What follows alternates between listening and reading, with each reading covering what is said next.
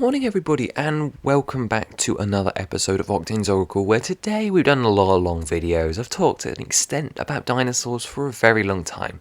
So today, I don't know how long we're going to go, but I wanted to talk about the dream that every LEGO fan has, the one where they get to have their dream set up for a room, and I just wanted to share a bit about what mine looks like, and I'm aware it's 100% unrealistic. It's also going to take me a long time to get there, but in the meantime, you can dream, right? I might as well share it, so this could be a 3-minute video, this could be an hour and a half video, obviously you guys know because you're watching it, but me going into this feels very foolish about not knowing.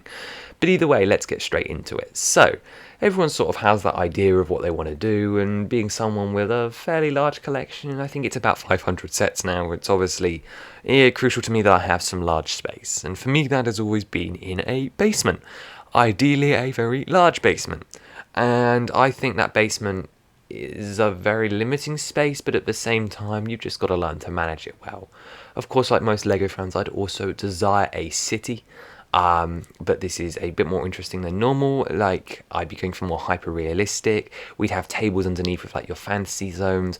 Really like the idea of having like a train network. You've got like a snowy mountain in the top left corner full of like the Winter Village sets and a load of custom like trains that are like iconic from movies and TV shows and stuff.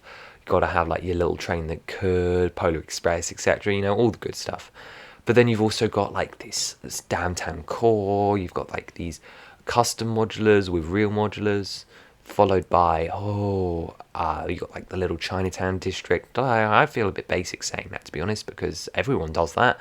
But where this room like comes alive, I guess, is the underneath zones, where I have like our Lord of the Rings world, where I have our Super Mario Land and stuff. But this room isn't just a city table. The city is exciting to me, but it's definitely not. Well, yeah, I suppose it is my favourite part of it, but there's a lot more to this setup than I imagine. I'd like to imagine an alcove or two coming off the side build where I can have my one big special project, which I'm hoping will be finished by the time I have this layout, and that is of course the large-scale Hyrule Castle. In the Dream LEGO room that's completely unrealistic, I'm going to have a 3x4 metre castle just sat in its own alcove, alone from everything else, floor to ceiling, just there. And it's so huge I can't even imagine what it's going to look like, because we haven't finished the build yet, and it's going to take so long to get the pieces for that. But then again, this is a lifelong project, a dream project. What else do you expect from me? I want my large scale castle, and I'd like it at the end of the room overlooking the city. Then of course you've got shells, I guess.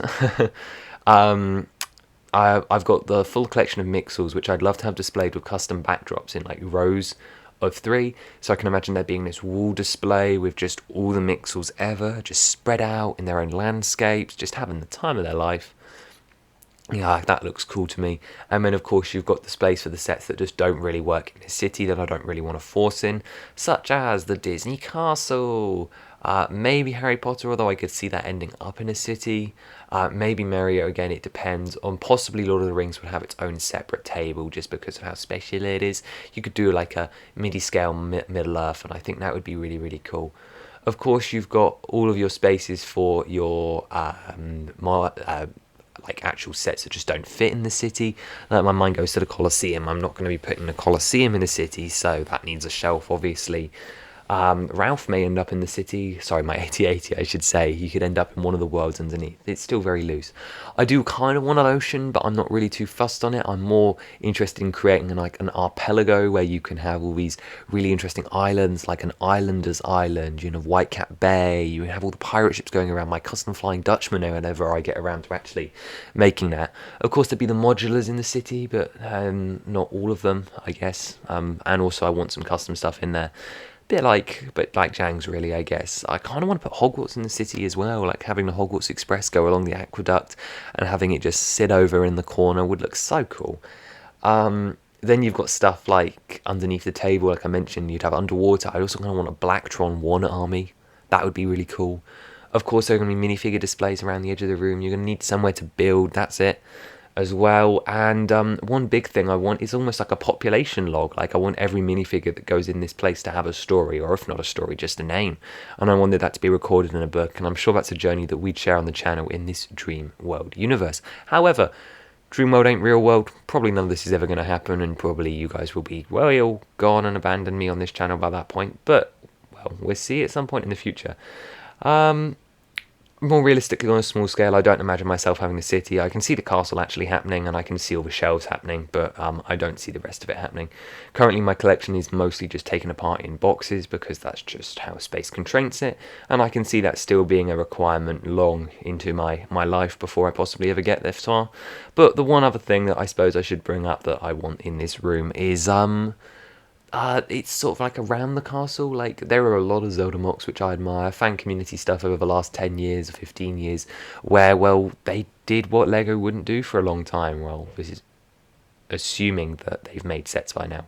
Even if they haven't, doesn't matter. I just think it's cool to celebrate these mocks. So as you guys know, if I'm watching some of these videos, I backwards engineer a lot of custom sets that people have made into studio files, and one day I plan to build all of those and display them with name plaques for their creators, just to sort of show off my love for the franchise, whether LEGO does sets or not. If LEGO did official sets, they'd also be in this enclave, they'd all surround the castle, and you'd have all the figures and stuff that were relevant in it. And of course my custom sets, or at least a couple of them, join this lineup. I'd expect to see Big Octo and the Monk Mazkosha all around here, like some of the cooler ones, not all of them. I'd also like to create some prints, you'll be seeing these in a week, just like posters of the custom minifigures in like cool action poses like the actual Zelda posters, but that's more of a decoration thing. Either way, the Hyrule Castle enclave has got to be the most densely packed thing, because you'd have the castle in the middle surrounded by these shells of these amazing mocks by other people, such as the West Harbour Iron Knuckle Encounter, or the Hammer's Yellow First Stable, Brick Gallery's Hyrule Castle, and then a lot of the smaller lesser known ones as well. I want to bring it up. I'm not just talking about ideas projects, stuff like Brussels Sprouts, Wind Waker map. It's so cool. Would love to have a version of that on display. And of course it won't be 100% and all these people will be credited, but still, that's a journey we can embark on together. But anyway, that's all I've got planned in a really rushed and abbreviated form. I'd love to hear what you guys think of these plans, as well as what you guys would absolutely love. Remember, we're dreaming here, so you can be as unrealistic as you like, because that's basically what I've done. And maybe one day we'll look back on this video and I'll have achieved even 5% of that goal, and you guys will be here to remember that, hopefully. But in the meantime, I'll see you next time. Bye bye.